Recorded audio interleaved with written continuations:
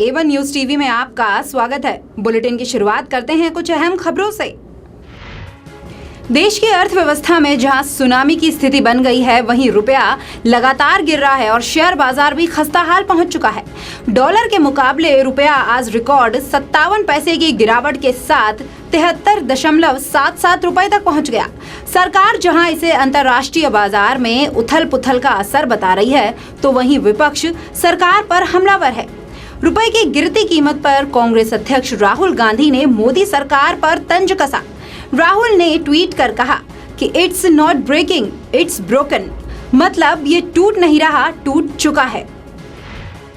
मध्य प्रदेश में आगामी विधानसभा चुनाव के दौरान बहुजन समाजवादी पार्टी द्वारा कांग्रेस से नाता तोड़ने के बाद राज्य में कांग्रेस के प्रमुख कमलनाथ ने इसके लिए बीएसपी को जिम्मेदार ठहराया है।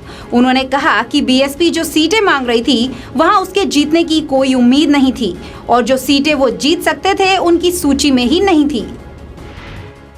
दिल्ली में एक दुकान की सील तोड़ने के बाद सुप्रीम कोर्ट की अवमानना का सामना कर रहे भारतीय जनता पार्टी के दिल्ली प्रदेश अध्यक्ष मनोज तिवारी ने आरोप लगाया कि सुप्रीम कोर्ट द्वारा नियुक्त की गई मॉनिटरिंग टीम खुद ही भ्रष्टाचार का अड्डा बन चुकी है और इसे तुरंत भंग कर दिया जाना चाहिए। उन्होंने कहा, ये गलत धारणा है कि मैंने कानून तोड़ा है। सच्चाई तो ये है कि उस दुकान की सीलिंग ही गैर कानूनी तरीके से हुई थी। एक गैर कानूनी काम को खत्म करने से कानून कैसे टूट सकता है? मॉनिटरिंग कमेटी इतने साल से सोई रही, लेकिन एक ऐसे समय पर जागी जब चुनाव करीब हैं। भारतीय किसान यूनियन के बैनर तले जंतर मंतर पर जुटे किसानों ने मांग रखी है कि मंगलवार को जिस तरह से पुलिस ने किसानों पर लाठीचार्ज और आंसू गैस के गोले छोड़े थे, उन सभी पुलिस वालों पर कार्रवाई होनी चाहिए। किसानों ने कहा कि देश के अन्नदाता के साथ ऐसा बर्बरतापूर्वक लाठीचार्ज क्यों किया गया?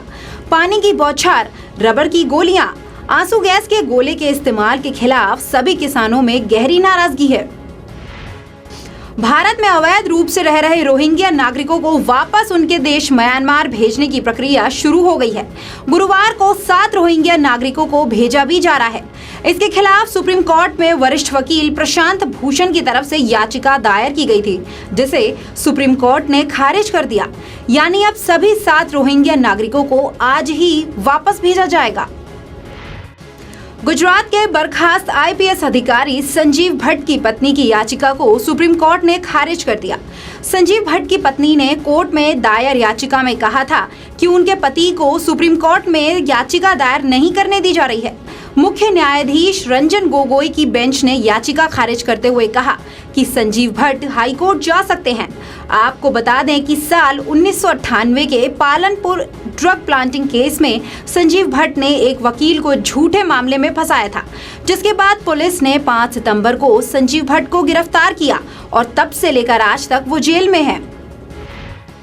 कांग्रेस ने मध्य प्रदेश की बीजेपी सरकार पर रेत खनन के ठेकेदारों को नियमों में अवैध तरीके से छूट देकर लगभग 1200 करोड़ रुपए के घोटाले का आरोप लगाते हुए सीबीआई से जांच कराने की मांग की है।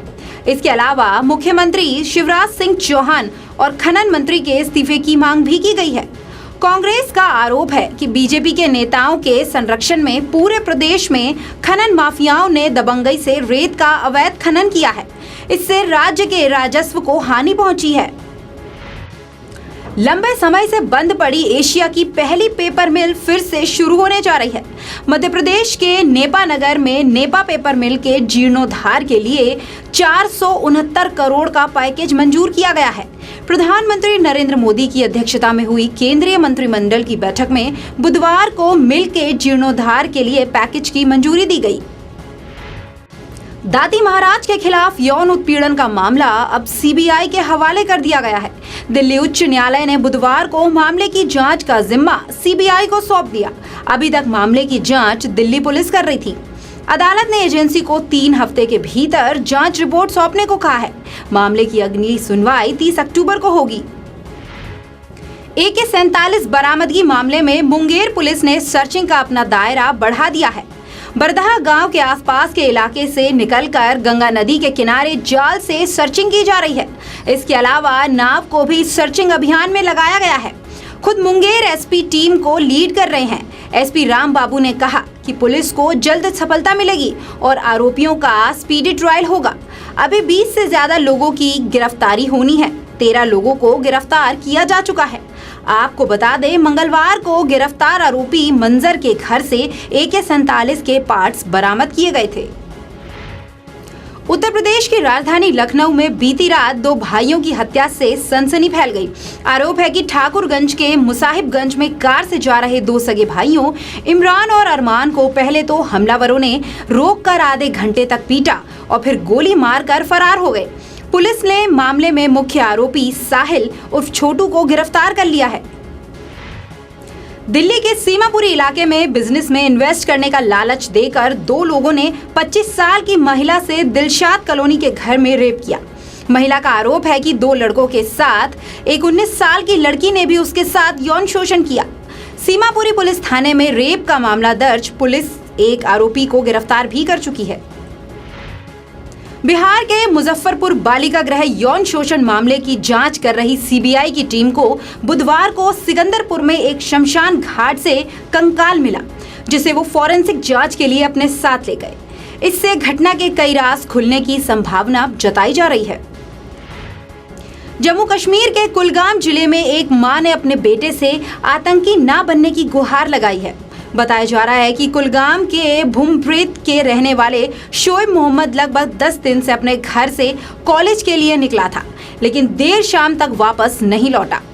बेटे के आतंकी बनने की खबर के बाद मां ने कहा, मैं शोएब की मां हूं, मेरा अल्लाह के अलावा कोई नहीं है। मैं अपील करती हूं कि अगर शोएब किसी भी तंजीम के साथ है तो उसे वापस कर भेज दो। इसके अलावा मेरा कोई नहीं है। मैंने मेहनत मजदूरी करके उसका भरण पोषण किया है। मेरा ना कोई मायका है ना कोई ससुराल, जो है सिर्फ शोएब है।